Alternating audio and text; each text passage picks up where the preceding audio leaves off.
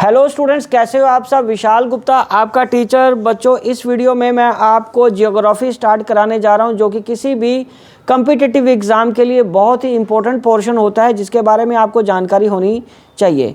तो ये first video है जियोग्राफी टॉपिक के लिए। मैं ऑलरेडी आपको जनरल अवेयरनेस के क्वेश्चंस करा रहा हूँ। जनरल अवेयरनेस की तैयारी के लिए बहुत सारी वीडियोस मैंने अपलोड की हुई हैं, आप प्ले लिस्ट में जाके वहाँ से देख सकते हो। और हाँ, यदि आपने अभी तक मेरा चैनल सब्सक्राइब नहीं किया हो तो मेरा चैनल सब्सक्राइब कर लो, क्योंकि आज से मैं आपको जनरल अवेयरनेस के साथ साथ जियोग्राफी के टॉपिक्स भी करवाऊँगा।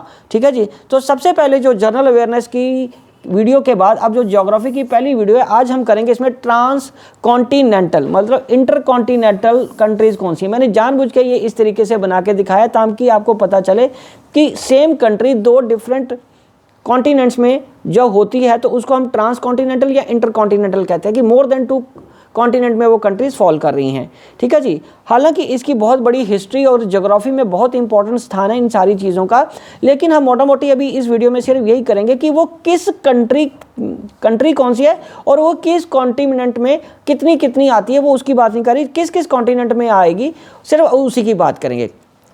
उसके पीछे की हिस्ट्री क्या है, उसके पीछे की ज्योग्राफिकल बाउंड्रीज कितनी है और कितना एरिया किस कॉन्टिनेंट में आएगा और बाकी हिस्सा किस कॉन्टिनेंट में आएगा, ज़्यादा किस कॉन्टिनेंट में है, कम किस कॉन्टिनेंट में है, वो हम डिटेल में बाद में स्टडी करेंगे। अब एक जनरल सा व्यू पॉइंट ले लेते हैं कि ये ट्रांस कॉन्टिनेंटल और या इंटर कॉन्टिनेंटल कंट्रीज होती कौन सी और वो किस कॉन्टिनेंट में फॉल कर रही हैं। तो चलिए बच्चों स्टार्ट करते हैं इस वीडियो को। तो हाँ, एक बार मैं फिर बता दूं कि यदि आपने अभी तक मेरे चैनल को सब्सक्राइब नहीं किया हो तो आप सब्सक्राइब कर लीजिए और इस वीडियो को लाइक और शेयर और कमेंट ज़रूर करिए, ताकि आपके जितने भी दोस्त हैं, आपके पीयर ग्रुप में जितने भी आपके लोग हैं, फ्रेंड्स हैं, वो इसको ज़रूर देखें और अपनी तैयारी में एक कॉम्पिटिटिव एज लेके आएँ।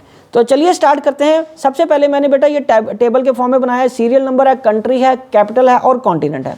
बच्चों सबसे पहले आ रहा है रशिया। रशिया की कैपिटल सिटी कौन सी है? मॉस्को। और कौन से 2 कॉन्टिनेंट्स में वो आता है रशिया? यूरोप एंड एशिया में। ठीक है बच्चों, यूरोप और एशिया 2 कॉन्टिनेंट्स में रशिया कंट्री आती है। और आगे है तुर्की।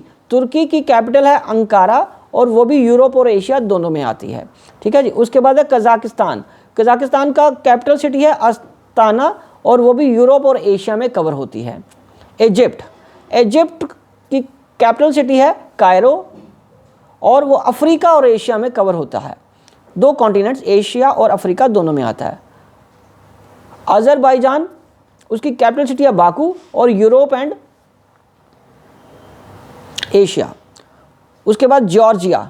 जॉर्जिया की कैपिटल सिटी है तिबिलिसी और उसका कॉन्टिनेंट है एशिया एंड यूरोप।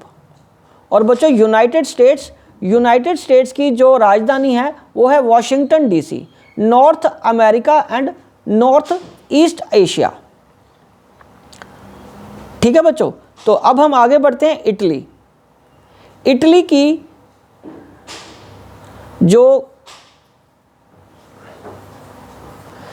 चलिए बच्चों अब हम बात कर रहे हैं इटली की। तो इटली की जो कैपिटल है वो है रोम। ठीक है। और वो किस कॉन्टिनेंट में आता है? यूरोप एंड अफ्रीका में। ठीक है जी। तो अब हम बात करेंगे डेनमार्क। डेनमार्क की जो कैपिटल सिटी है वो है कोपहेगन और वो है Europe and north America continent में आता है ये। तो अगला कंट्री है जो वो द नीदरलैंड। नीदरलैंड की जो कैपिटल है बहुत ही बढ़िया सिटी है एम्स्टर्डम। ठीक है। और वो कौन से कॉन्टिनेंट में आता है? Europe and north America.